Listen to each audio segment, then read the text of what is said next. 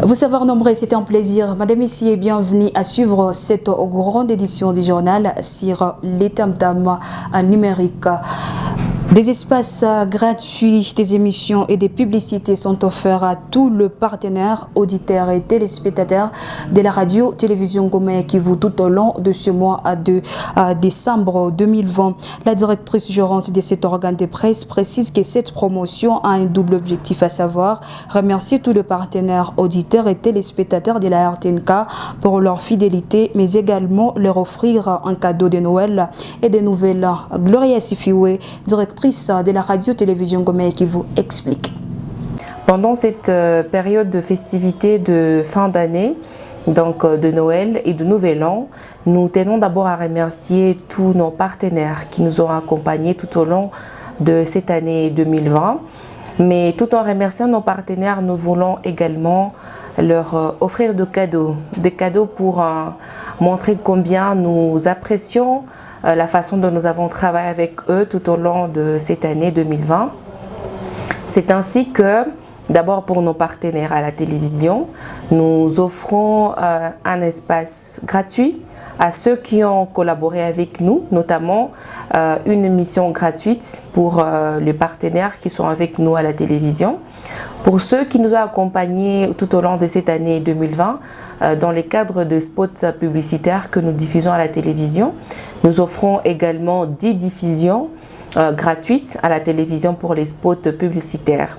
Aussi, c'est un message que nous lançons aux nouveaux partenaires qui aimeraient bien travailler avec nous. Nous vous offrons l'espace gratuitement pour une émission à la télévision et 10 diffusions également pour les spots publicitaires, pour ceux-là qui aimeraient bien travailler avec les services de la radio-télévision Goma à Kivu. Au-delà de ça, nous avons de partenaires à la radio. La même chose sera également fait à la radio. Donc nous offrons également dans les cadres de festivités de fin d'année, de Noël et de Nouvel An, 10 diffusions gratuites d'une émission de 30 minutes à la radio, mais également des diffusions gratuites pour les spots à la télévision. Retenez que la RTNK est un média communautaire qui émet 24 heures sur 24 heures à Bukavu sur la 88.5 MHz et sur la 99.6 MHz depuis 2011. Vous pouvez également suivre ces programmes en ligne sur les www.rtnk.org. Les installations de la RTNK sont situées à la place de l'Indépendance, en face de la station IOC. Et parlons politique à présent, les gardiens du temple du Pépard du Sud qui vous réitèrent leur soutien à Janine Mabunda, présidente de l'Assemblée nationale et son bureau. Ces gardiens restent convaincus que le discours du chef de l'État prévu pour le dimanche 6 novembre 2020 ne changera rien de la situation actuelle. Ces propos ont été dits ce 5 décembre après une matinée politique organisée à la permanence du PPRD dans la ville de Bukavu. Justement, Antoine nous fait les détails.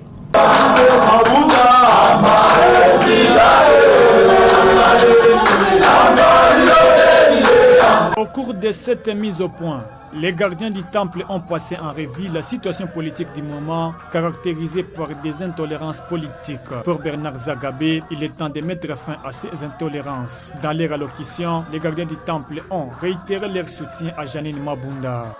Madame Janine Mabunda, c'est la toute première fois dans l'histoire de notre pays qu'une femme chapeaute une très grande institution comme l'Assemblée nationale. Il était question à ce que nous puissions apporter notre soutien indéfectible à nos heureux députés qui sont restés constants et fermes et qui ont apporté leur soutien considérable à l'égard de notre présidence de l'Assemblée nationale. Ces derniers ont appelé le président de la République de répondre aux besoins de la population.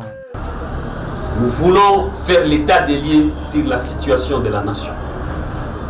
En effet, quand on a donné mandat au président de la République, quand le peuple a décidé de donner le pouvoir au président de la République, il y avait des résultats attendus.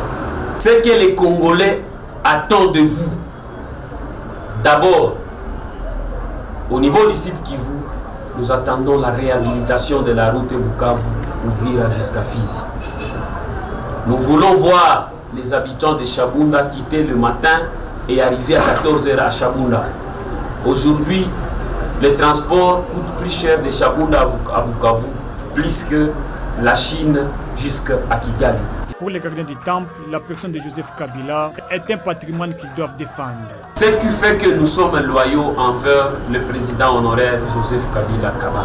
PPRD, pour l'intérêt du Congo, l'unité du Congo, il a tout donné. Nous avons cru en lui, pas comme personne physique, mais comme personne morale. Ces derniers ont réitéré leur soutien à tous les notables d'IFCC en RDC.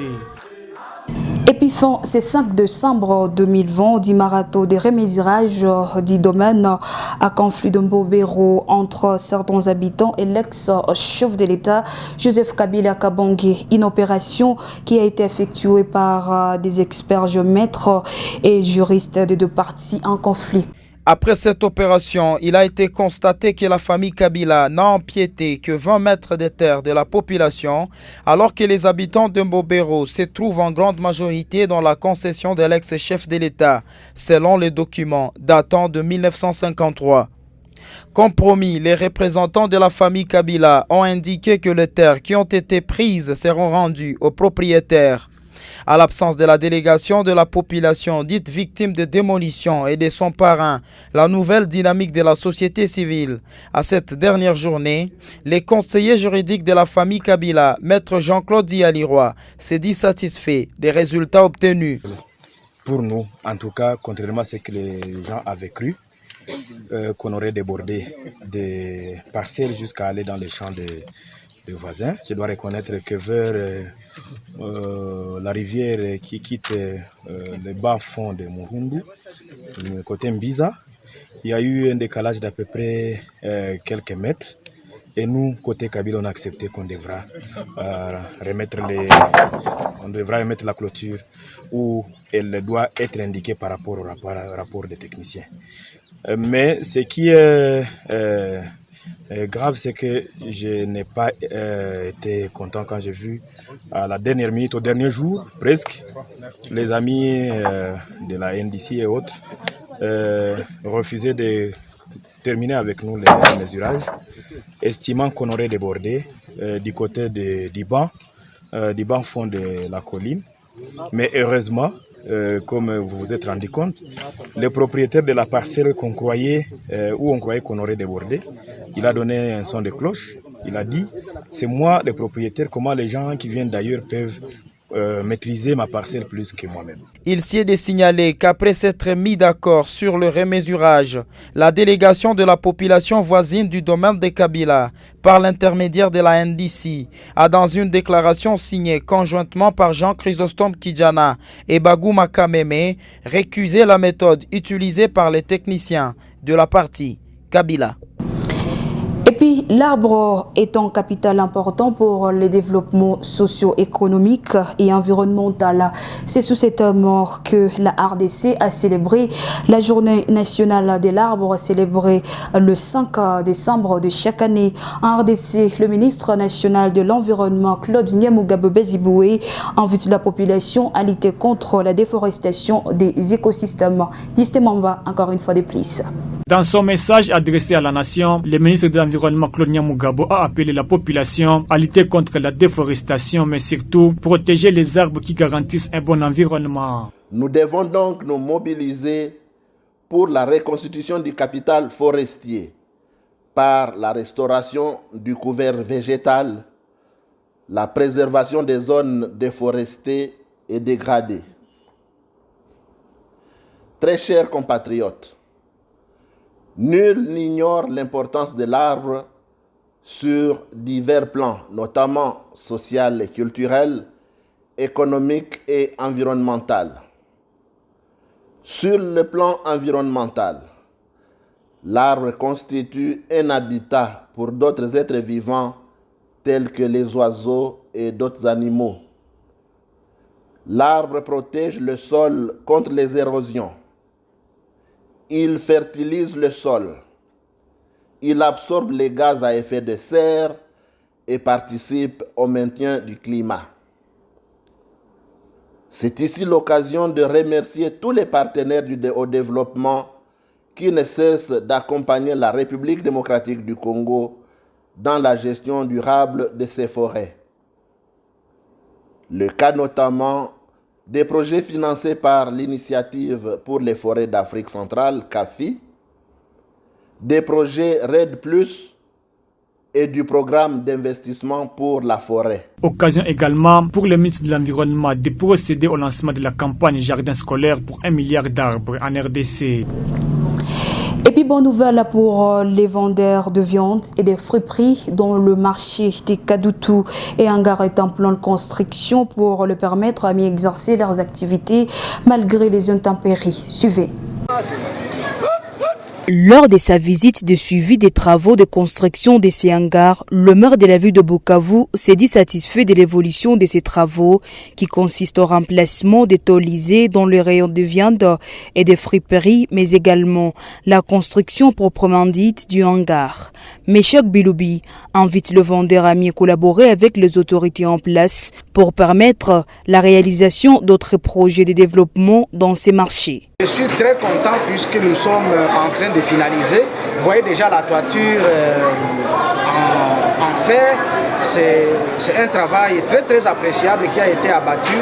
C'est ce qui explique ma présence ici. Je suis venu les encourager, je suis venu les féliciter et je suis venu leur garantir que je vais les accompagner jusqu'à la fin de ce projet.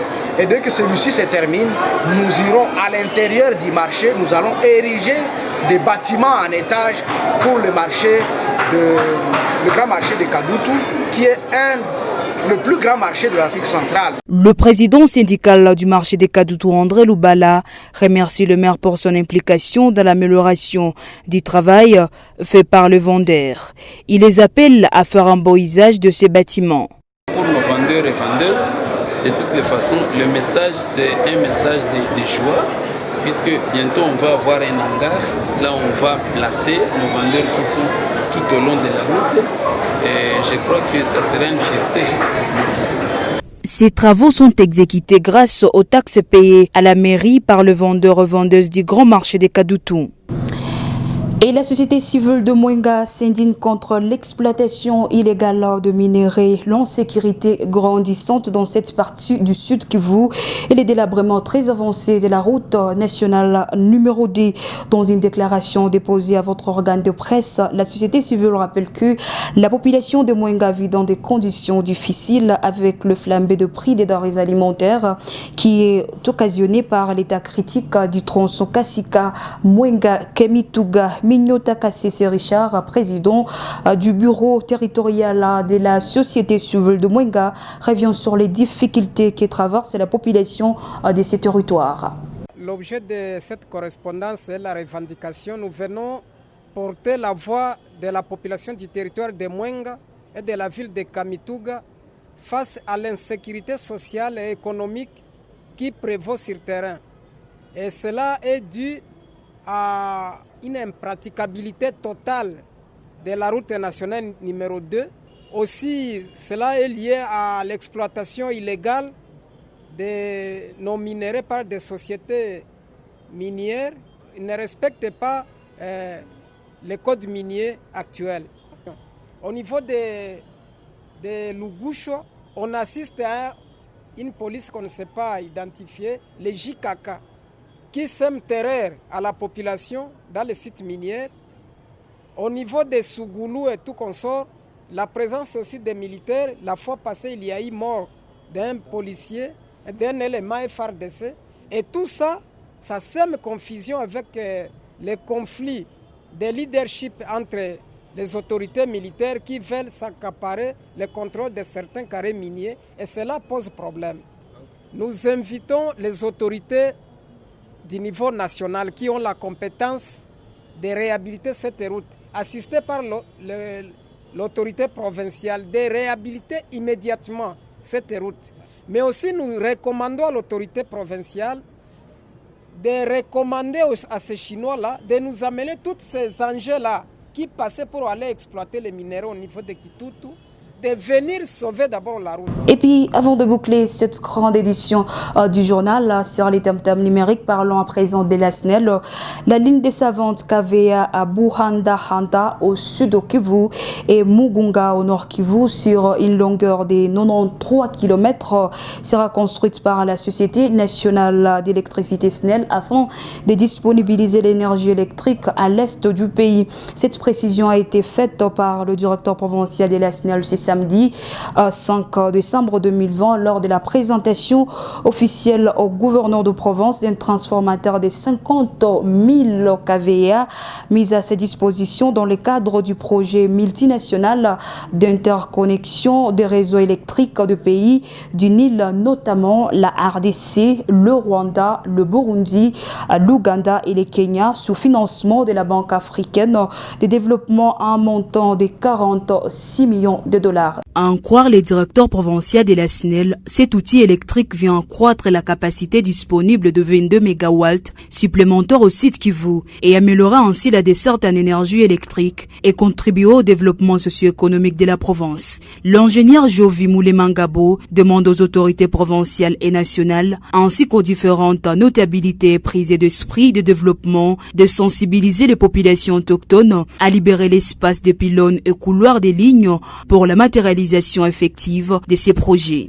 C'est pour nous une occasion de remercier Son Excellence, Monsieur le gouverneur de province et la haute hiérarchie de la SNEL pour leur soutien indéfectible à ces projets. Continuez à vous approprier ces projets dont l'exécution des travaux va démarrer incessamment en fait d'améliorer la desserte en énergie électrique et le développement socio-économique de la province du Sud Kivu. Théo Kassi, gouverneur de la province du Sud Kivu, promet d'accompagner ces projets de la SNEL dans le but d'améliorer les conditions socio-économiques de la population. Présent à cette cérémonie, le Moamide Kabaré salue cette initiative qui vient aussi réduire les chômages dans son entité et contribuer à la sécurité du milieu. Donc, nous sommes les premiers bénéficiaires, c'est à nous de nous investir pour que ce projet soit réalisé. De l'autre côté, si on parvient à réaliser ce projet, les restaurants, les cyber qui sont en train de naître dans les milieux ruraux, les hôtels seront approvisionnés en courant électrique. Ce qui n'est pas le cas de beaucoup d'entités dans la République démocratique du Congo. Donc ce sont des opportunités à prendre. Et quand il y a l'électricité, les industries suivent. Et qui dit industrie dit main-d'œuvre. Qui dit industrie dit amélioration des conditions de vie de la population. Notez que ce transformateur est entreposé provisoirement au site de l'Uiro a été mis à la disposition de la SNEL dans le cadre du projet multinational d'interconnexion des réseaux électriques de pays du Nil, notamment la RDC, le Rwanda, le Burundi, l'Ouganda et le Kenya, sous financement de la Banque africaine de développement à un montant de 46 millions de dollars. Madame et messieurs, et c'est par là que nous bouclons cette grande édition du journal sur les tam-tams. Merci de nous avoir suivis et restez branchés sous les ondes de la mer de fréquence. Nos informations restent en continu sur le www.rtnk.info. Au revoir.